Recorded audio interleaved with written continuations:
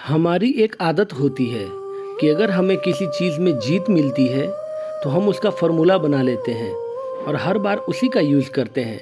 पर क्या ये फ़ॉर्मूला हर बार हमारा फ़ायदा कराती है? आज का ये वीडियो उसी के बारे में है। कहानी शुरू होती है साल 1605 में जापान में एक समुराई से, मियामोतो मुसाशी। इसकी पूरी फैमिली समुराई होने के कारण बचपन से इसको भी तलवारबाजी का बहुत शौक था। जब मुसाशी सिर्फ 13 साल का था तब इसने अपनी पहली लड़ाई लड़ी और जीत गया। दूसरी लड़ाई मुसाशी ने 16 साल की उम्र में लड़ी तादाशिमा आकियामा के साथ, जो ये फिर से जीत गया। धीरे धीरे मुसाशी के फेम बढ़ने के कारण लोगों में मुसाशी बहुत फेमस हो गया था। जब ये मात्र 21 साल का था तब एक समुराई माता शिचिरो ने मुसाशी को चैलेंज किया ताकि वो मुसाशी को एम्बुश करके मार सके, क्योंकि इसने माता शिचिरो के फादर और अंकल दोनों को ही डुएट में हराया था और उनको मार दिया था। माता शिचिरो को ये बात पहले से मालूम थी कि मुसाशी फाइट में लेट आता है, इसलिए उसने रात में मुसाशी को बुलाया ताकि उसको एम्बुश करके मार सके।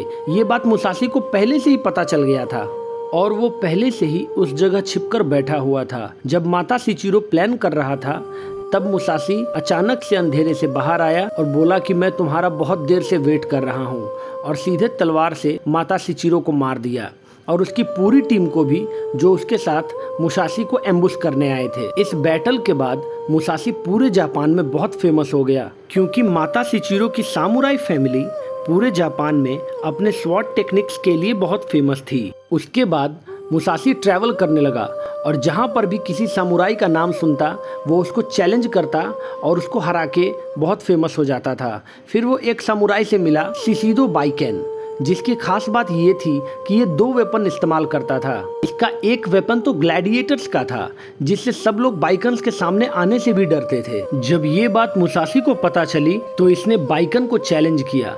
फिर फाइट के दिन मुसाशी फिर से लेट आया। तब तक बाइकन पूरी तरह से गुस्सा हो गया था। उसके ऐसा लग रहा था कि मुसाशी उसकी रिस्पेक्ट नहीं करता है। आज मुसाशी 2 तलवार लेकर फाइट में आया। इससे पहले कि बाइकन हमला करता, मुसाशी ने पहले छोटी तलवार से बाइकन को टक्कर मारी। फिर जब उसका बैलेंस थोड़ा सा बिगड़ा तब अपनी बड़ी तलवार निकालकर सीधा बाइकन को मार दिया। वो हमला इतना तेज था कि बाइकन अपने वेपन्स तक को चला नहीं पाया। अब क्योंकि बाइकन से लोग डरते थे, अब उसको हराने के बाद मुसाशी बहुत ज़्यादा फेमस हो गया था। फिर आगे ट्रैवल में एक और समुराई सासाकी कोजीरो सामने आया। जब सासाकी को मुसाशी के बारे में पता चला तब इस बार सासाकी ने मुसाशी को चैलेंज किया। सासाकी की ये बात बहुत फेमस थी कि वो एक लंबी तलवार रखता था, जिससे उसने अभी तक ना जाने कितने ही समुराई को मारा हुआ था। जब सासाकी का ये चैलेंज सामने आया तब लोगों को लगा कि अब मुसाशी का अंत हो जाएगा। सासाकी ने चालाकी से मुसाशी को एक बीच पर इनवाइट किया, जहां पहले से ही बहुत ऑडियंस थी इन दोनों के डुएट को देखने के लिए। एक बार फिर मुसाशी बहुत लेट आया। वो अपने बोट पर धीरे धीरे आ रहा था। मुसाशी बिना किसी वेपन के ही फील्ड में आया था। जिस बोट पर वो आया था उसी बोट के चप्पू को लेके वो लड़ाई करने आ गया, वो भी बिना किसी सामुराई के ऑफिशियल ड्रेस के। ये सब सासाकी को अच्छा नहीं लगा और उसको बहुत गुस्सा आया। फिर मुसाशी ने उसके फोकस को हटाने के लिए उस पर कमेंट करने लगा। इससे सासाकी का फोकस हट गया और वो बहुत गुस्सा हो गया। इन दोनों सामुराई की लड़ाई बहुत देर तक चली, पर बस एक चप्पू से उसने एक प्रॉपर सामुराई सासाकी को मार दिया था। सासाकी को हराने के बाद मुसाशी की रेप्यूटेशन अनबीटेबल वाली हो गई, क्योंकि एक समय सासाकी भी बहुत खूंखार सामुराई हुआ करता था और अभी तक किसी से भी हारा नहीं था। इसके बाद अब सामुराई वर्ल्ड में उसकी एक अलग पहचान और एक अलग रेप्यूटेशन बन गई।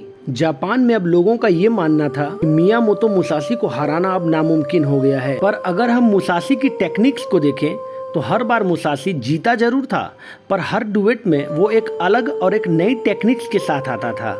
इसीलिए उसके ओपोनेंट सामुराई को कभी ये पता ही नहीं चल पाया कि वो क्या करने वाला है। फिर मुसाशी ने सामुराई पे एक बुक लिखी थी, जिसको पढ़ के फिर बहुत से सामुराई बने थे। और इतने सारे सामुराई को सुलाने के बाद अब वो दिन भी आया जब मियामोतो मुसाशी को एक बीमारी हो गई, न्यूरेल्जिया। जिस कारण 1643 में उसे सामुराई वर्ल्ड से संन्यास लेना पड़ा। वो एक सामुराई थे और अपनी योद्धा वाली रेपुटेशन की वजह से वो लेट के समय नहीं काटना चाहते थे।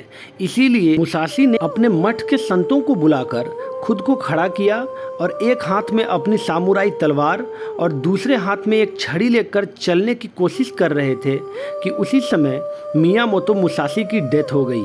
फिर प्रॉपर एक सामुराई की ड्रेस पहनाकर उनको अंतिम विदाई भी दी गई। मुसाशी ने जो बुक लिखी थी द बुक ऑफ 5 रिंग्स, उसमें उन्होंने अपनी सारी फाइटिंग टेक्निक्स को बताया था।